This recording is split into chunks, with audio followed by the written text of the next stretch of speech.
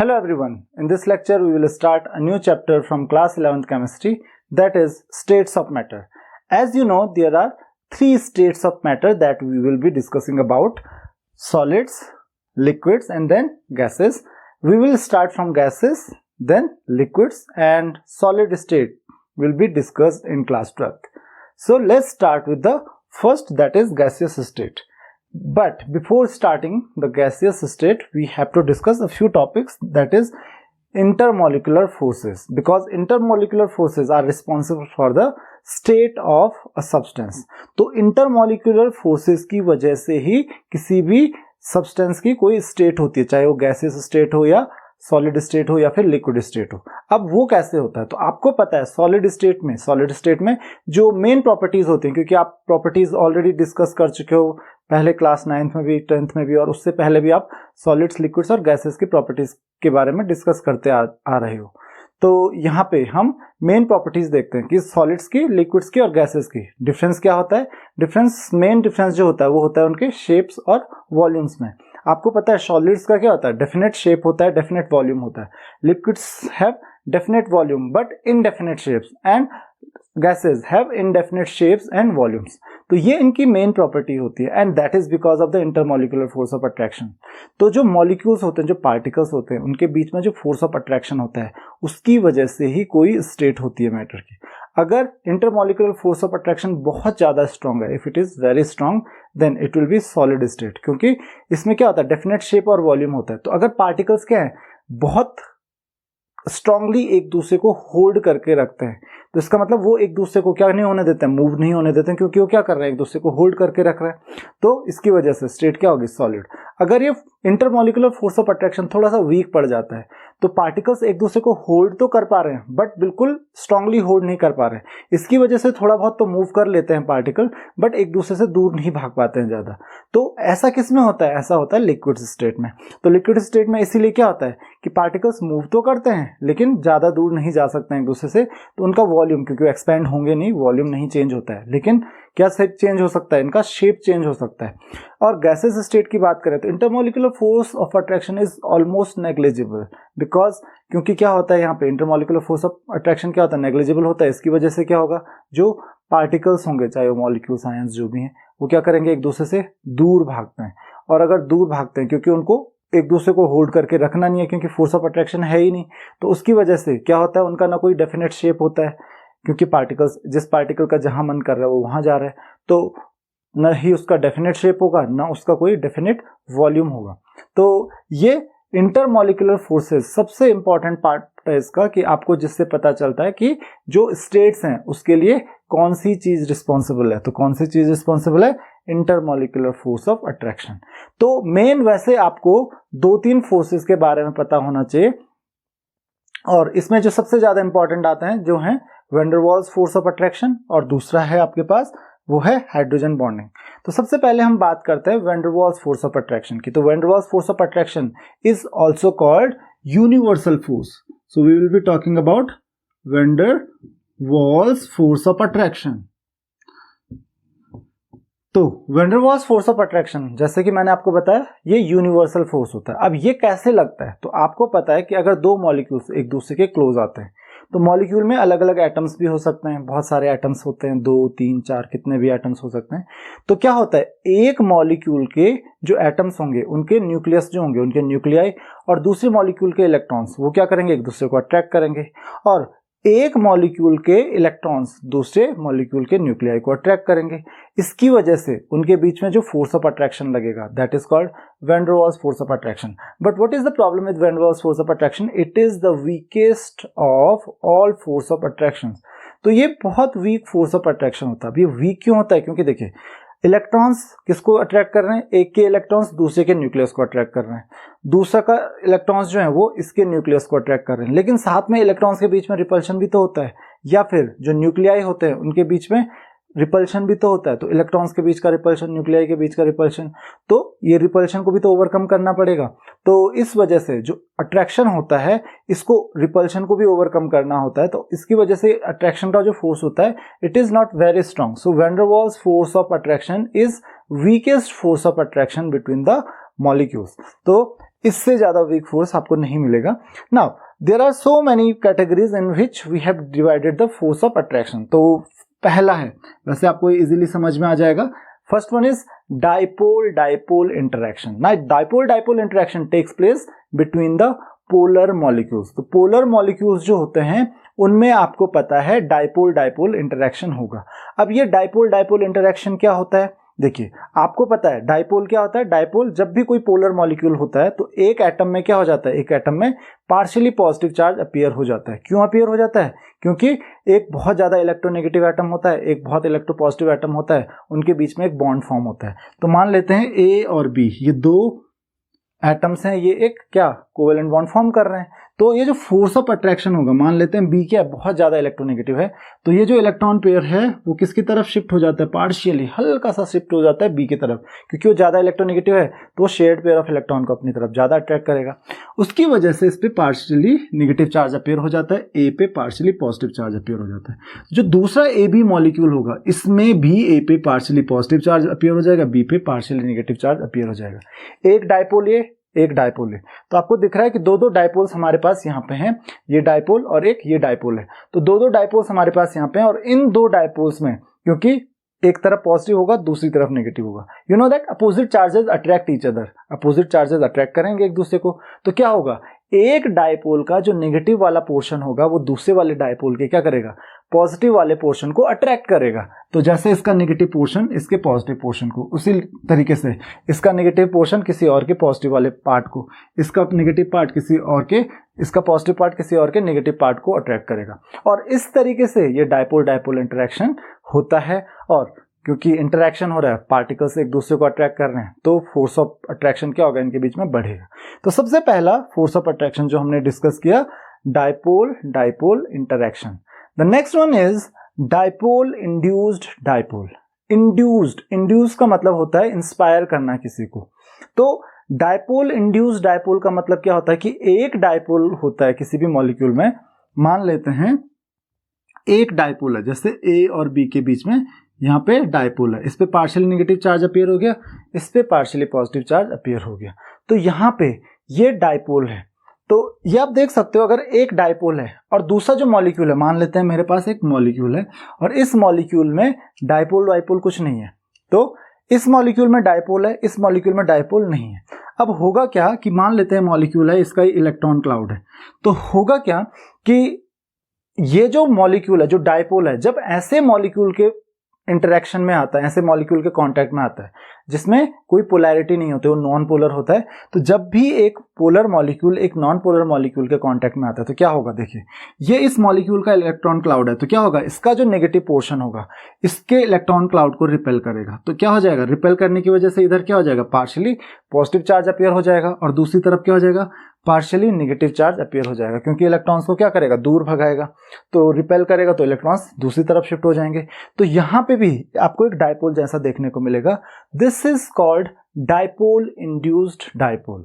तो dipole induced dipole का मतलब समझ गए होंगे आप कि जब भी आप एक पोलर मॉलिक्यूल को एक नॉन पोलर मॉलिक्यूल के कांटेक्ट में लेके आते हो तो होगा क्या कि जो नॉन पोलर मॉलिक्यूल होगा उसमें भी डाइपोल इंड्यूस होने लगेगा, क्योंकि अगर आप पॉजिटिव पोर्शन के पास लेके गए तो उसके इलेक्ट्रॉन्स उस पॉजिटिव पोर्शन की तरफ भागेंगे, उस पॉजिटिव पार्ट की तरफ भागेंगे, और अगर नेगेटिव पार्ट की तरफ लेके गए तो इलेक्ट्रॉन्स को क्या करेगा, दूसरे नॉन पोलर मॉलिक्यूल के इलेक्ट्रॉन्स को क्या करेगा, रिपेल करेगा। तो नॉन पोलर मॉलिक्यूल्स के इलेक्ट्रॉन्स एक तरफ हो जाएंगे, तो क्या होगा, जो इलेक्ट्रॉन क्लाउड होगा एक तरफ शिफ्ट हो जाएगा, तो उसकी वजह से जो ज्यादा नेगेटिव चार्ज होगा वो एक तरफ शिफ्ट हो जाएगा और एक तरफ क्या हो जाएगा, पॉजिटिव चार्ज हो जाएगा।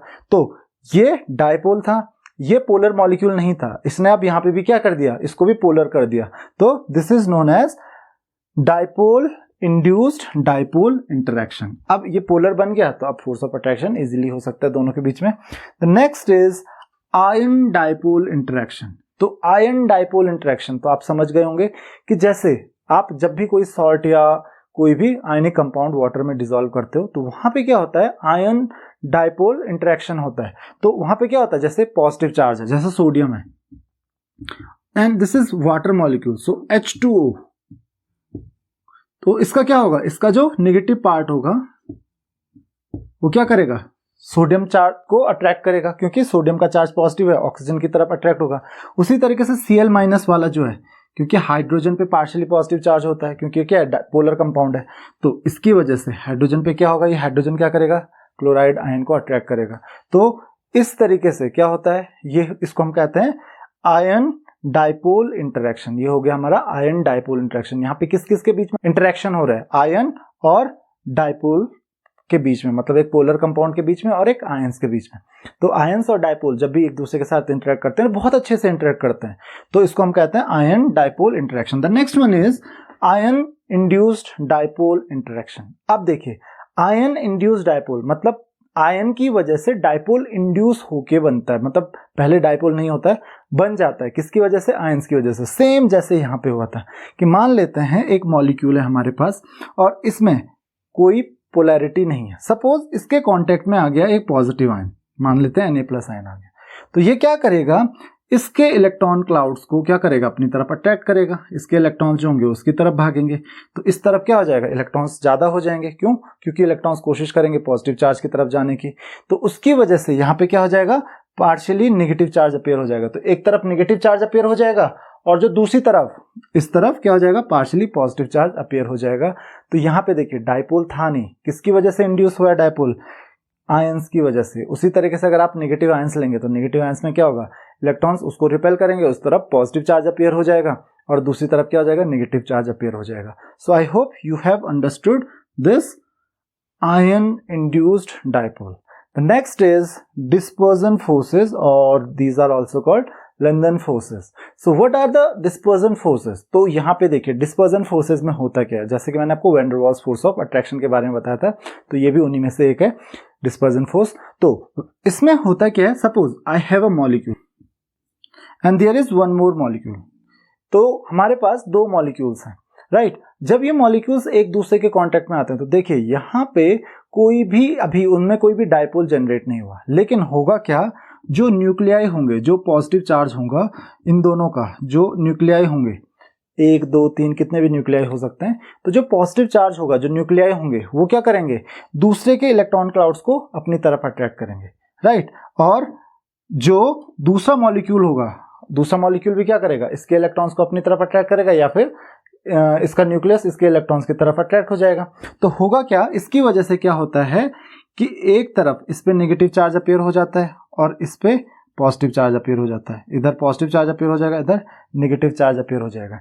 And such force is called dispersion force. इस फोर्स को हम क्या कहते हैं, डिस्पर्जन फोर्स। तो अगर बीच में न्यूक्लियस होगा, न्यूक्लियाई होंगे, तो इसका न्यूक्लियाई क्या करेगा, इसके इलेक्ट्रॉन्स को अपनी तरफ अट्रैक्ट करेगा। तो आप देख सकते हो इसकी वजह से क्या होता है, इनके बीच में फोर्स ऑफ अट्रैक्शन होता है, जिसको आप क्या बोलते हो, डिस्पर्जन फोर्सेस और London forces. The next force of attraction is hydrogen bonding. तो ये लंडन फोर्सेस का आपको ध्यान रखना है, ये जनरली इसी कैटेगरी में आता है, van der Waals force of attraction में।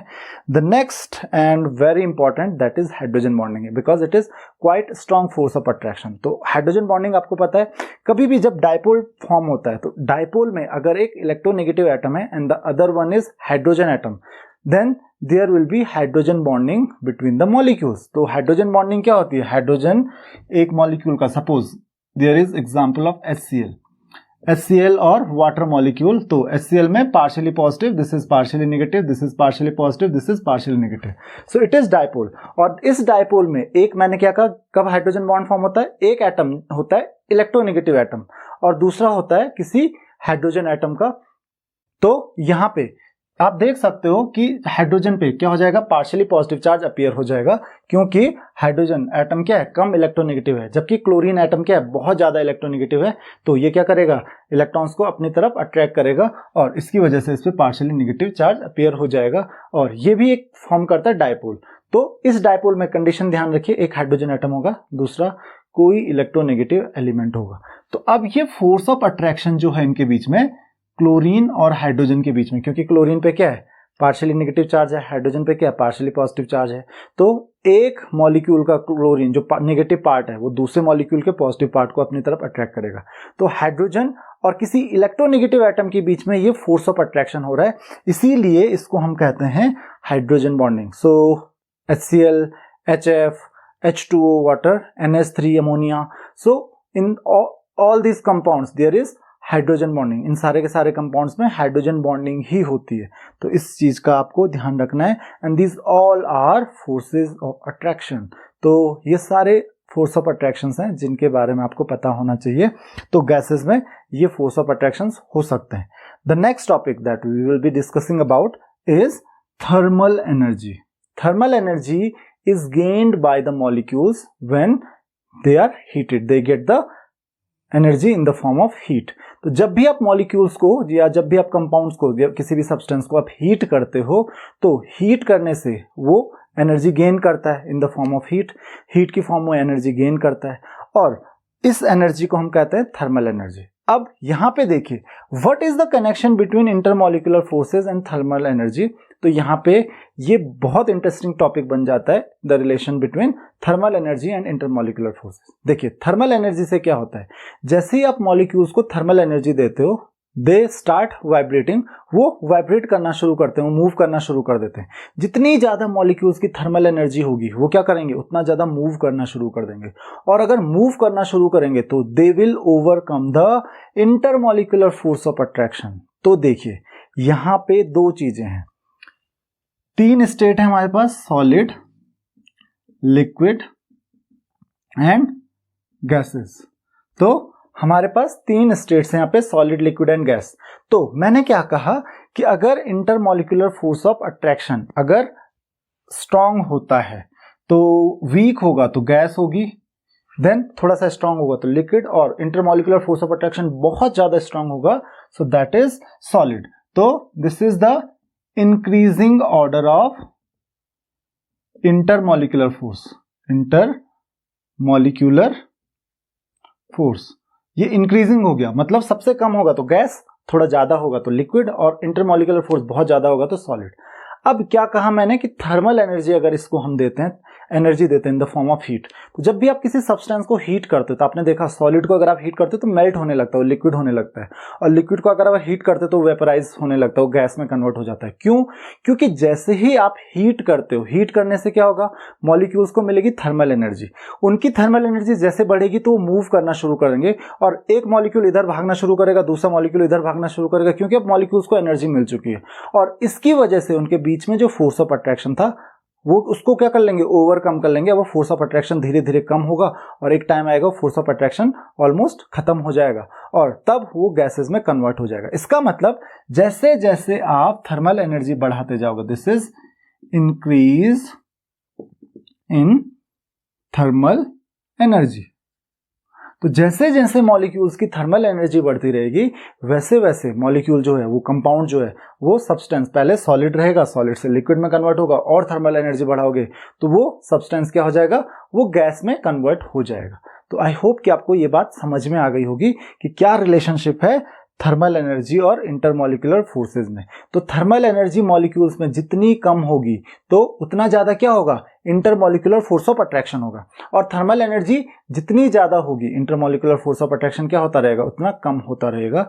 तो आपको यही ध्यान रखना। इसीलिए आपने देखा होगा जैसे जैसे आप टेम्परेचर इंक्रीज करते हो, टेम्परेचर इंक्रीज करके क्या होता है, आप हीट करते हो मॉलिक्यूल को, हीट करते हो सब्सटेंस को, तब उसको क्या होता है, उसका टेम्परेचर इंक्रीज होता है। तो जैसे जैसे टेम्परेचर हाई होता जाता है, उसकी स्टेट चेंज होती जाती है। लो टेम्परेचर पे सॉलिड रहता है, फिर थोड़ा टेम्परेचर बढ़ाते हो तो वो मेल्ट होने लगता है, और टेम्परेचर बढ़ाते हो तो वो क्या होता है, वेपराइज होने लगता है और गैसेस स्टेट में आ जाता है। तो आई होप कि आपको ये बात समझ में आ गई होगी कि कैसे हम रिलेशनशिप स्टैब्लिश कर सकते हैं थर्मल एनर्जी और इंटरमॉलिक्यूलर फोर्स ऑफ अट्रैक्शन के बीच में।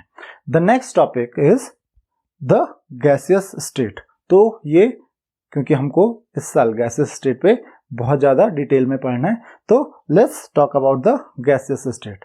तो गैसियस स्टेट में आपको पता है we will be talking about the characteristics of gaseous state. तो गैसियस स्टेट में there will be high thermal energy और very low intermolecular force of attraction. यहाँ पे क्या होगा, जो थर्मल एनर्जी होगी मॉलिक्यूल्स की वो क्या होगी, वो बहुत ज्यादा हाई होगी, और जो इंटरमॉलिक्यूलर फोर्स ऑफ अट्रैक्शन होगा, इंटरमॉलिक्यूलर फोर्स ऑफ अट्रैक्शन क्या होगा यहाँ पे, मॉलिक्यूल्स के बीच में बहुत लो होगा, और यू कैन से it is almost negligible. So let's talk about the characteristics of gases. तो गैसेस की कुछ कैरेक्टरिस्टिक्स के बारे में हम डिस्कस कर लेते हैं। What are the characteristics of gases? So first of all we will talk about the intermolecular force of attraction. तो इंटरमॉलिक्यूलर फोर्स ऑफ अट्रैक्शन क्या होता है मॉलिक्यूल्स के बीच में, बहुत लो होते हैं। The second thing about the shape, तो indefinite shape. Then if you talk about the volume, तो आपको ध्यान रखना है शेप क्या होता है गैसेस का, इनडेफिनिट शेप होता है। वॉल्यूम अगेन इनडेफिनिट, कोई फिक्स्ड वॉल्यूम या कोई फिक्स शेप गैसेस का नहीं होता है। जिस कंटेनर में आप रखोगे उसी कंटेनर के जैसा उसका शेप और वॉल्यूम होने लगता है। तो indefinite shape, indefinite volume. If you talk about the density, density of gases is very low. जो डेंसिटी होती है गैसेस की वो बहुत कम होती है। क्यों होती है बहुत कम? क्योंकि जो मॉलिक्यूल्स होते हैं गैसेस स्टेट में, क्योंकि इनडेफिनिट शेप होता है, मॉलिक्यूल्स एक दूसरे से बहुत ज़्यादा दूर भागना शुरू कर देते हैं, तो मॉलिक्यूल्स के बीच में गैप बहुत ज़्यादा आता है। तो एक पर्टिकुलर वॉल्यूम में there are very small number of molecules of gases. तो किसी पर्टिकुलर वॉल्यूम में गैसेस मॉलिक्यूल्स जो होंगे बहुत कम होगा, क्योंकि आधे से ज़्यादा स्पेस जो होता है बीच में वो तो खाली होता है। तो उसकी वजह से वॉल्यूम तो बढ़ जाता है, लेकिन जो नंबर ऑफ मॉलिक्यूल्स होते हैं वो कम होते हैं, उसकी वजह से मास भी कम होगा। And formula of density is mass divided by volume, mass by volume. तो इसकी वजह से क्योंकि वॉल्यूम ज्यादा है, मास कम है, तो डेंसिटी क्या होगी गैसेस की, बहुत कम होती है। So gases have very low density, तो गैसेस की बहुत कम डेंसिटी होती है। The next is diffusion. Diffusion के बारे में हम बाद में डिटेल्स में पढ़ेंगे। सो हम सिर्फ यहाँ पे ये समझ लेते हैं what is diffusion. So diffusion is the property of any gas और any substance to move from a region of high concentration to a region of low concentration, that is called diffusion. तो क्या होता है, कोई भी substance जब जिस reason में वो ज्यादा है वहां से उस तरफ मूव करती है जिस तरफ वो क्या होती है, उसकी क्वांटिटी, उसका कंसंट्रेशन क्या होता है, कम होता है। So this process is called diffusion. तो गैसेस में डिफ्यूजन होता है, मतलब जब भी आप गैस को फ्री छोड़ते हो तो गैस क्या करती है, एक तरफ से दूसरी तरफ मूव करने लगती है। So this process is known as diffusion. तो गैसेस में जो डिफ्यूजन होता है वो बहुत ज्यादा होता है, सबसे ज्यादा होता है तीनों स्टेट्स का अगर आप कंपैरिजन करोगे तो डिफ्यूजन के बारे में बाद में हम बहुत ज्यादा डिटेल में पढ़ेंगे। तो these are a few properties of gases. Similarly on heating the gases at constant pressure the gases will expand. अगर आप कांस्टेंट प्रेशर पे गैसेस को हीट करते हो तो गैस एक्सपैंड होती है, और अगर कूल करते हो, बहुत ज्यादा कूल करते हो, तो वो लिक्विड में कन्वर्ट हो जाती हैं। तो ये कुछ प्रॉपर्टीज हैं गैसेस की जिनके बारे में आपको पता होना चाहिए। The next topic that we will discuss is measurable properties of gases. So this will be the last topic of today. So what are the measurable properties of gases? So there are four most important measurable properties of gases. One is mass, other is volume, the third one is temperature, and the fourth one is pressure. तो आपको इन चार properties के बारे में already पता है। We have already discussed these four properties in first chapter. First one is mass. The unit of mass is KG. It is also measured in grams. So KG और gram के बीच में relationship आपको already पता है। The next thing that we will discuss is volume. तो volume का जो SI unit होती है that is metre cube, but we will take the volume in litres और ml, तो मिलीलीटर या लीटर में लेते हैं। So 1 litre is equal to 1000 ml and 1000 litre is equal to 1 metre cube. तो वॉल्यूम के बारे में भी आपको पता है। Third one is temperature. So temperature generally we use SI unit of temperature that is Kelvin. तो केल्विन में ही हम टेम्परेचर लेते हैं यहाँ पे। Then pressure. तो प्रेशर की अगर हम बात करें, pressure is taken in ATM, और जो SI यूनिट होती है प्रेशर की that is pascal. Then there is one more unit that is bar, then mm of Hg। तो रिलेशनशिप आपको पता है, what is the relationship between all these unit. One bar equal to 10⁵ pascal, और you can say 1 ATM is equal to 1.013 bar. Then we have 760 mm of Hg, 760 mm of Hg, that is equal to 1 ATM, और 1 mm of Hg it is also called torr। इसको हम Tor से भी denote करते हैं। तो ये कुछ इंपॉर्टेंट यूनिट्स थी प्रेशर की।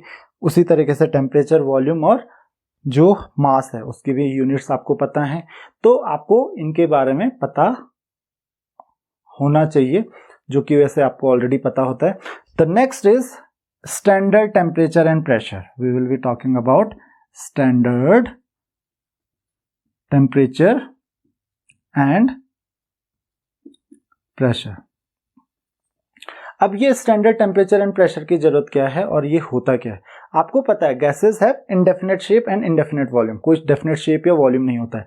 टेम्परेचर बढ़ाओगे तो गैसेस एक्सपैंड होती हैं, प्रेशर बढ़ाओगे तो गैसेस क्या होती हैं, कंप्रेस होती हैं, उनका वॉल्यूम कम होता है। तो जो प्रॉपर्टीज हैं वो हम अलग अलग टेम्परेचर पे अलग प्रेशर पे मेजर करेंगे तो आपको अलग अलग मिलेगी, उनकी डेंसिटी अलग हो जाएगी, अलग टेम्परेचर पे अलग प्रेशर पे। तो हमको जब प्रॉपर्टीज मेजर करनी है ताकि हम गैसेस के बीच में कंपैरिजन कर पाए अच्छे से, तो उसके लिए हमको क्या चाहिए, कोई पर्टिकुलर टेम्परेचर और कोई पर्टिकुलर प्रेशर चाहिए। That is the standard pressure and temperature. So what is standard temperature and pressure? This is a particular temperature and pressure at which the properties of gases are measured, जिस पे आप generally major करते हो और फिर compare करते हो। तो अगर आप एक पर्टिकुलर टेम्परेचर और प्रेशर पे मेजर कर सकते हो तो दूसरे पर्टिकुलर टेम्परेचर और प्रेशर पे भी मेजर कर सकते हो। So what are the standard temperatures and pressure? The standard temperature is 273 Kelvin and standard pressure is 1 atm। तो ध्यान रखना, this is your standard temperature and pressure, जिस पे आप जो मेजरमेंट करते हो गैसेस का वॉल्यूम डेंसिटी जो भी मेजर करनी है इस टेम्परेचर पे करोगे और तब आप इजीली कंपैरिजन कर सकते हो। अदरवाइज किसी भी और टेम्परेचर या प्रेशर पे करोगे तो वहां पे थोड़ा डिफिकल्टी होती है, फिर आपको सेम टेम्परेचर या प्रेशर पे लेके आना पड़ेगा। तो हम क्या करते हैं, एक पर्टिकुलर टेम्परेचर या प्रेशर ले लेते हैं कि हाँ हम इसी टेम्परेचर और प्रेशर पे देखेंगे कि गैसेस का जो बिहेवियर है, डेंसिटी, वॉल्यूम, मास जो भी है वो कैसा है। So I hope you have understood all these topics. In the next lecture we will be discussing about the gas laws. So this is all in this lecture. If you have any queries you can ask your questions and comments. Thank you very much.